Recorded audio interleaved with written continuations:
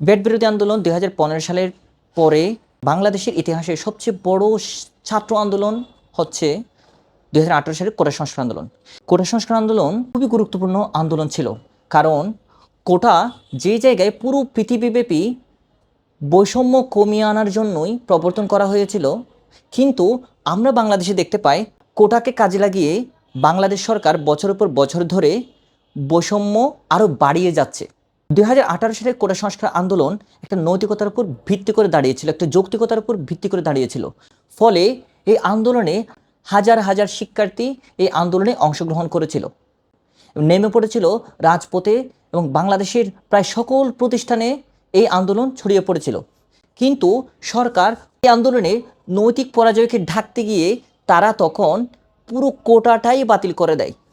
ফলে এই কোটা বাতিল করার মাধ্যমে ভবিষ্যতে এই কোটাকে ফিরিয়ে আনার রাস্তাটাই তখন তারা ব্যবহার করেছিল। ২৯ নম্বর অনুচ্ছেদ অনুযায়ী বাংলাদেশের সংবিধানে আমাদের নাগরিকদের বৈষম্য কমিয়ে আনার জন্য কোটা ব্যবস্থার প্রবর্তন করা হয়েছে, এবং সংবিধানের ২৯ অনুচ্ছেদে এটা নিয়ে পরিষ্কারভাবে বলা আছে। কিন্তু সমস্যাটা হলো এখানে কত পার্সেন্ট কোটা থাকবে সেটা কিন্তু সংবিধানে পুরোপুরি উল্লেখ করা নাই। ২০১৮ সালে যখন আন্দোলন সংগঠিত হচ্ছিল তখন আমরা দেখতে পাই 56% কোটা তখনও বলবৎ ছিল। যেহেতু সংবিধানে কত পার্সেন্ট কোটা থাকবে সেটা উল্লেখ করা ছিল না, 56% কোটা তারা দিয়ে আসতেছিল। এর মধ্যে শুধুমাত্র মুক্তিযোদ্ধাদের জন্য 30% কোটা ব্যবস্থা চালু রাখা হয়েছে।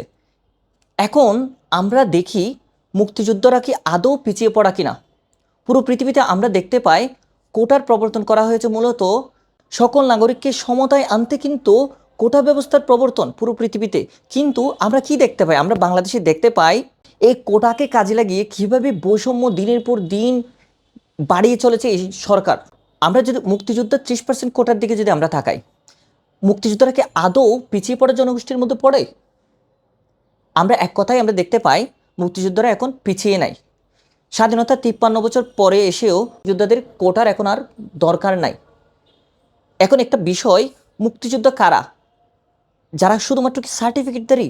বাংলাদেশে অন্যান্য জাতিগোষ্ঠীও আছেন, ট্রাইবাল গোষ্ঠী, প্রতিবন্ধী সহ নারীরাও কিন্তু আছেন। অনেকেই আছেন যারা এখনো পর্যন্ত পিছিয়ে পড়া, তাদের জন্য কোটা জরুরি, আমরা একমত। মুক্তিযোদ্ধাদের জন্য 30% কোটা, আমরা এটা কোনোভাবেই এই সময়ে এসে আমরা খুব বেশি এটার যৌক্তিকতা আমরা দেখতে পাই না। স্বাধীনতার ৫৩ বছর পরে এসেও মুক্তিযোদ্ধা কোটা কেন যৌক্তিক?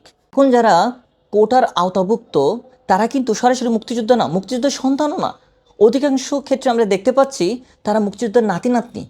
আবার আরেকদিকে দেখতে পাই কিছুদিন পরপরই দেখা যায় মুক্তিযুদ্ধের তালিকা পরিবর্তন হচ্ছে। এই কোটার সুবিধাটা নেয়ার জন্য আমরা দেখতে পাই হাজারো হাজারো ভুয়া মুক্তিযোদ্ধা প্রতিদিন বের হচ্ছে, যারা মুক্তিযোদ্ধা সার্টিফিকেটটাকে কাজে লাগিয়ে এই কোটা সুবিধাটা নিচ্ছে। আমরা দেখতে পাই বাংলাদেশে একটা উল্লেখযোগ্য সংখ্যক প্রতিবন্ধী আছেন, কিন্তু তাদের জন্য কোটা কত পার্সেন্ট আমরা দেখতে পাই প্রতিবন্ধীদের জন্য কোটা মাত্র 1%।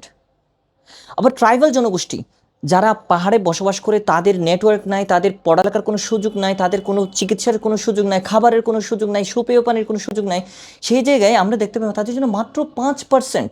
যদি নাতি নাতিদের জন্য 30%, এটা কোনোভাবেই যৌক্তিক না, অন্তত স্বাধীনতা ৫৩ বছর পরে এসে। দেখতে পেলাম হাইকোর্টকে কাজে লাগিয়ে, সংবিধানকে কাজে লাগিয়ে তারা কোটাকে আবার ফিরিয়ে আনলো। কিন্তু আমরা কি তাদেরকে আবারও সেই সুযোগটা দেব? কোটা বাতিল হলে কার লাভ? কিন্তু আমরা এখন কি দেখতে পাচ্ছি? আমরা দেখতে পাচ্ছি বাংলাদেশ সরকার বাংলাদেশ শিক্ষার্থী সমাজকে দুই ভাগে বিভক্ত করে ফেলেছে, একটা কোটার বাতিলের পক্ষে আর একটা কোটার যৌক্তিক সংস্কারের পক্ষে। এখন আপনি কোন পক্ষে যাবেন? আমরা দেখতে পেলাম তারা হাইকোর্ট এবং সংবিধানকে কাজে লাগিয়ে কোটা আবারও ফিরিয়ে আনলো। বাংলাদেশের ইতিহাসে একটা গুরুত্বপূর্ণ ঘটনা ঘটলো, সেটা হচ্ছে কি বাংলাদেশের অর্থনীতির এরকম একটা খারাপ অবস্থায় বাজেট পাস হলো, কিন্তু আমরা বাজেট নিয়ে কোনো আলাপ করতে পারতেছি না। তারা কোটা ইস্যুটাকে সামনে এনে আমাদেরকে ব্যস্ত করে তুললো।